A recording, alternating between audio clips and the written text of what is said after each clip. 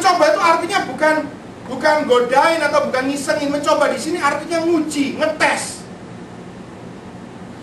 Jadi kalau tiba-tiba saudara, bosmu nggak ada hujan, nggak ada angin, ngomongnya pedes, Tuhan menguji saudara.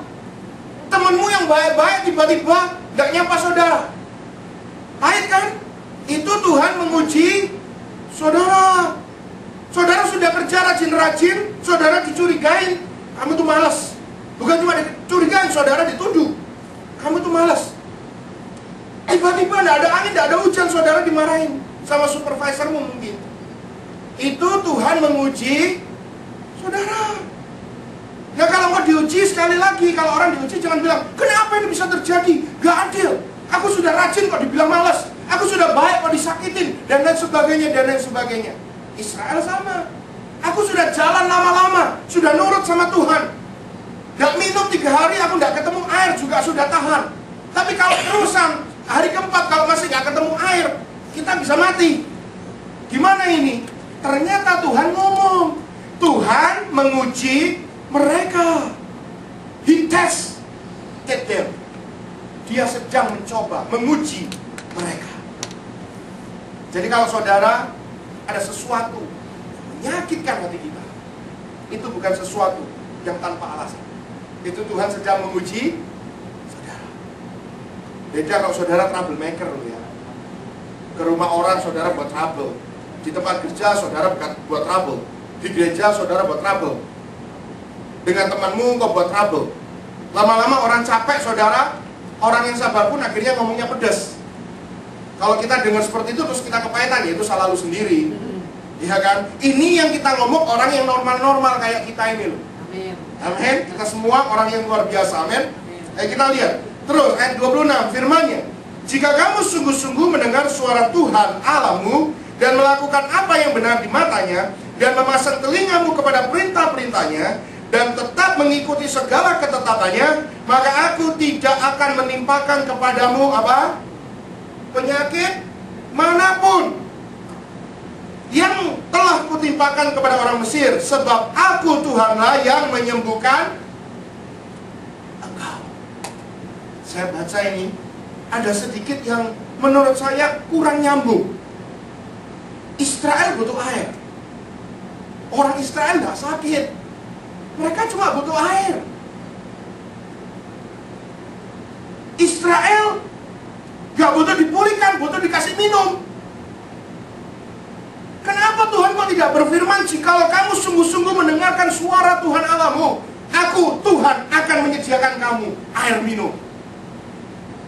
Maka aku Tuhan akan menyediakan sungai yang jernih, mata air yang luar biasa meluap-luap. Bukankah itu yang mereka butuhkan di ayat-ayat sebelumnya? Saudara nangkap sampai sini? Loh Tuhan, aku ini butuh duit sampai aku sedih. Kenapa kok Tuhan bilang aku akan memulihkan kamu, menyembuhkan kamu? Aku nggak butuh kesembuhan, aku butuh duit.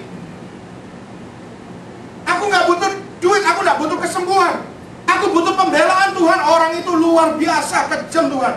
Aku digosipin, difitnah, dianiaya, dicengin terus di tempat kerja.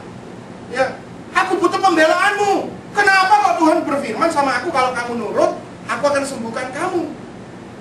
Mestinya Tuhan berfirman sama aku, kalau kamu nurut, aku akan menjadi pembelamu, pahlawan perang di tengah-tengahmu, untuk membela engkau di tengah-tengah ketidakadilan. Bukankah itu lebih cocok? Ternyata saudara harus pahami di sini, Israel butuh minum, Israel tidak dapat minum, Israel komplain, Israel pahit. Tuhan ngomong, oke, aku ini sedang uji kamu. Kalau kamu dengar baik-baik, aku akan pulihkan keadaanmu. Kamu gak akan kena penyakit. Ternyata kalau orang pahit, itu hubungannya erat dengan penyakit. Kalau orang pahit, itu sesungguhnya dia gak butuh minum, dia gak butuh air, dia gak butuh teman, dia gak butuh pembelaan. Dia cuma butuh pemulihan. Hatinya butuh gak percaya. Kalau orang suka pahit, dibela 100 kali sama Tuhan, nanti yang ke 101 dia pahit lagi. Saudara percaya? Yes. Karena itu kebiasaan. Ya. Hatinya bukan sensitif kepada Tuhan, tapi sensitif kepada hal-hal yang nggak benar. Pak kok tahu? Saya ngalami. Makanya saya tahu. Saudara, dari masa remaja saya mengalami masa yang hidup yang cukup keras.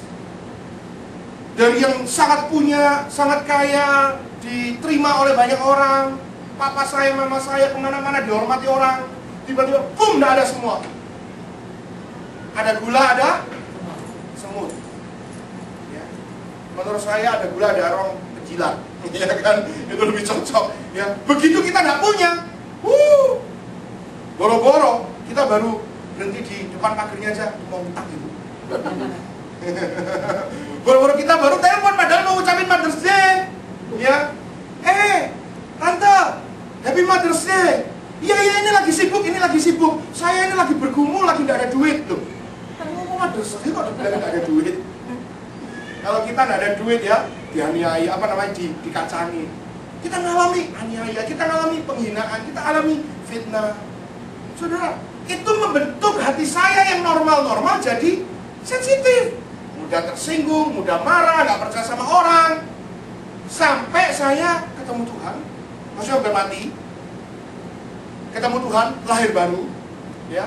Saya mulai bertobat, saya mulai belajar kebenaran, Tuhan mulai pulihkan hidup saya, dan itu nggak singkat, itu masih on the process bahkan sampai sekarang. Dan saya belajar bahwa pahit itu tidak ada gunanya. Saudara tahu kalau saudara pahit dengan seseorang, orang itu mungkin akan semakin hari semakin diberkati. Dan engkau semakin hari akan semakin terpuruk. Siapapun dia. Ayo kita belajar. Coba kalau kita pahit sama orang, terus orang yang kita pahitin tiap hari ketawa-ketawa, pesta, seneng. Wah, besok gua mau ke Paris. Tambah pahit. Ya. Besok gua mau apa ini? Mau beli rumah lagi baru. Ya. Tambah pahit lagi. Gini lalu, gua aja masih ngontrak, lu beli rumah terus. Tambah pahit, tambah lama engkau mati kepahitan tanpa rumah. Dia rumahnya 10. Di kuburan pun kau bisa bangkit karena kepahitan. Setan itu orang-orang yang kepahitan, saudara. Jadi di sini semua ketahuan ada yang kepahitan. Saya bersyukur. Lebih baik, saudara, beberapa puluh orang yang manis daripada ratusan orang yang pahit. Amin. Apalagi Musa, 2 juta orang pahit. Kalau gua mungkin bisa bunuh diri itu.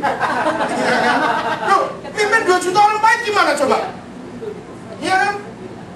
Terus dong Musa itu, saudara. Mari kita menghormati Musa. Ya. Ayo, ayat selanjutnya. Terus Tuhan bilang begini, ayat yang ke-27 yang terakhir. Sesudah itu, sampailah mereka di Elim. Ini luar biasa.